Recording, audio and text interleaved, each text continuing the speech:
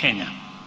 As the governor of the city has said, this is a city that doesn't sleep, and you will experience the rich hospitality and dynamic culture that Lonely Planet recognized when it named Nairobi the world's top city in its Best in Travel 2024 rankings. If you are looking for the city that Lonely Planet said is the best top city in the year 2024, I want to inform you that you are in Nairobi, and that is where it is. Kenya, as we all know and has been said ably, is the cradle of humanity, with a wealth of archaeological evidence identifying the East African savanna as the site where our earliest ancestors lived. Specifically, the Lake Turkana Basin in northern Kenya is where some of the earliest human remains were discovered. We proudly embrace this heritage, welcoming you back to humanity's first home.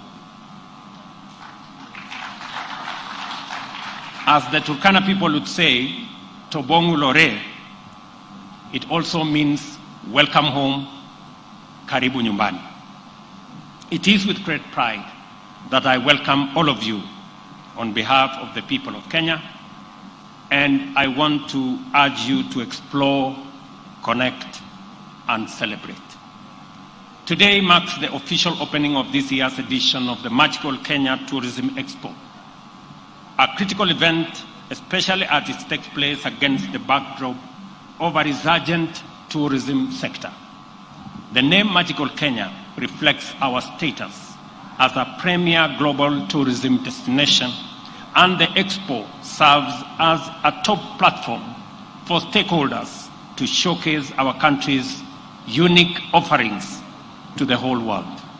Tourism is fundamental to Kenya's economy, contributing significantly to employment, foreign exchange, infrastructure development, and hospitality growth.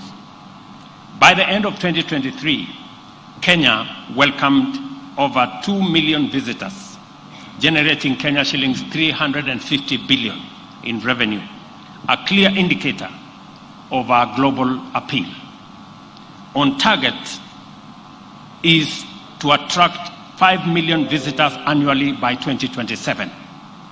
Achieving this requires concerted efforts from all players in the sector to position Kenya as a must-visit destination. That 5 million is attainable. I'm informed by the Ministry of Tourism, and Rebecca has given me her undertaking, that by the end of this year, we will have received the highest tourists in Kenya's history at 2.5 million tourists. Rebecca, I will be waiting and counting. And by 2027, as I have said, we want to have 5 million tourists. And that is the reason why we need to expand our airport. We need to expand our facilities. We need to expand hospitality facilities across Kenya, because we have the best premier destination in the world. Platforms like Magical Kenya Travel Expo are crucial, therefore, in realizing this vision. For 14 years, the Expo has provided a reliable platform for B2B meetings, connecting African tourism leaders with global buyers and offering local exhibitors cost-effective promotion and networking opportunities, therefore enabling Kenyan business, even at the counties, to partner with important actors in the international market. And I'm happy that in our presence we have leaders of counties, governors, we have different stakeholders from different counties, and we are privileged to host mayors from other cities in our continent as we project Africa, Kenya in the middle of it, as a destination for visiting by tourists globally. For its part, the government is supporting the sector to achieve its full potential by implementing a number of key interventions. In infrastructure development, we are investing heavily in upgrading transport networks in key tourism areas such as the Coast, Masai Mara, and Northern Kenya. The recent opening of the Dongo Kundu Road has enhanced coastal tourism by easing travel, and road expansion projects are ongoing to connect Mombasa, Diani, Malindi, and other coastal cities. In the hospitality sector, we have streamlined business operations to attract investments, offering incentives and enabling environment to support private investment in diverse accommodations, from luxury resorts to eco-friendly lodges and budget hotels. The recent launch of JW Marriott Hotel in Nairobi highlights Kenya's potential to attract top hospitality brands, creating new job opportunities for Kenyans and creating a better environment and better facilities for our visitors. Our comprehensive development strategy for the tourism industry also caters for cultural diversification and cultural preservation. Our incredible diversity, with over 40 distinct cultures, offers visitors a chance to immerse themselves in our rich cultural heritage. Cultural tourism not only boosts economic growth, but also serves as a medium to preserve heritage and strengthen global ties. From vibrant pastoralist traditions to ancient coastal cultures, our cultural diversity enhances Kenya's global appeal. This is closely intertwined with Kenya's unique identity as the home of human origins, and therefore the first home of humanity. To actualize this identity, we have implemented a visa-free policy, making it easy for us to welcome people from every part of the world, both tourists and business travelers, to visit Kenya, and for all our visitors to come home without any difficulty. You all agree that it will not be fair to ask anybody going home for a visa. Because if you're coming to Kenya and you're coming home, it's only fair that you come home without any hindrances or requirements of travel documents. To actualize, in this respect, I am pleased to announce yet another milestone of introduction of digital nomad work permit, specifically designed to welcome global digital professionals, allowing them to live and work in Kenya while enjoying the country's natural beauty and high-quality lifestyle.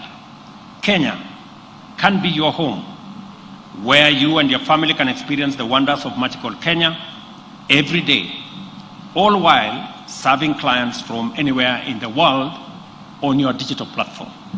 And it is the reason why we are expanding our fiber optic footprint across Kenya, so that from any part of Kenya you can work because you will be connected.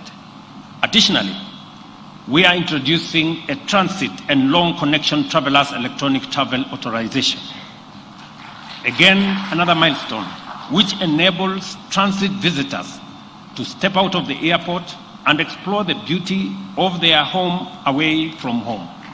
It will now be possible for travelers who have 12 hours, instead of spending it at the airport, they can step out, they can come and enjoy a meal in the city, they can go to the national park, they can see our wildlife, they can visit our national museum and be able to travel back. And that visa arrangement is being rolled out to make sure that we have additional numbers of people visiting our country. Travelers at the Jomo Kenyatta International Airport with time between connections, therefore, will now be able to immerse themselves in magical Kenya instead of waiting at terminals. As you go about your various engagements in this expo, I would like to share a few highlights from my personal Kenya bucket list, experiences that I believe will give you a window into the essence of magical Kenya. Number one, explore the Lake Turkana Basin, the site of some of the earliest human remains, set against the backdrop of majestic Jet Sea, earning Kenya its reputation as the home of human origins. Discover the secrets behind Kenya's dominance in long-distance running by experiencing the legendary atmosphere of E10.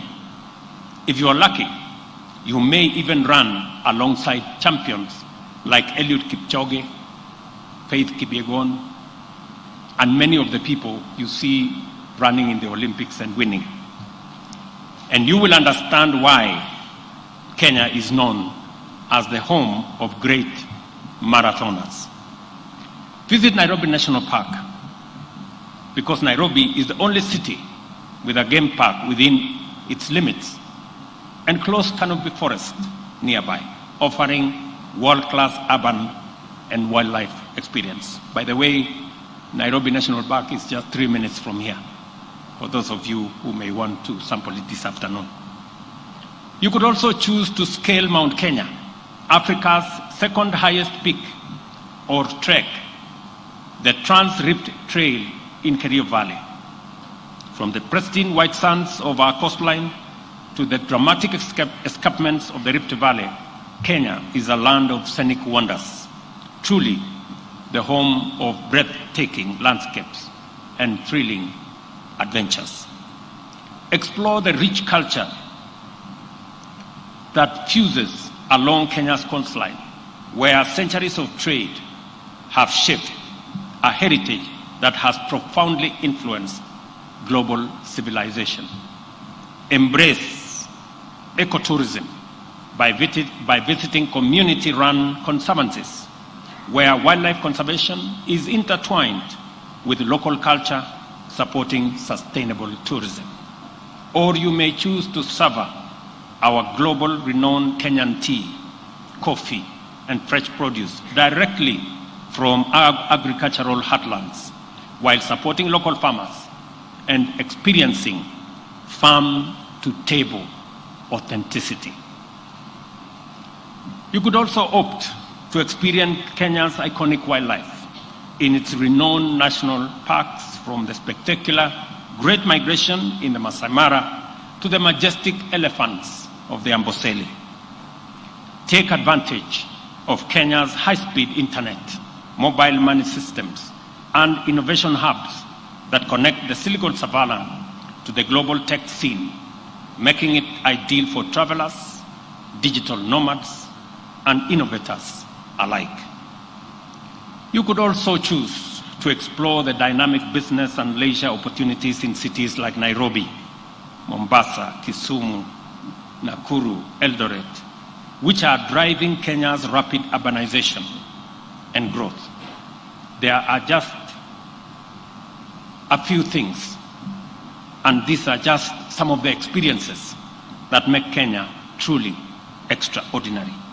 I invite you to explore, connect with our people, and celebrate everything that makes Kenya a top global destination. Again, let me repeat, Tobong Lore, Karibu Nyumbani, welcome home to Kenya, to all of you. Asanteni sana.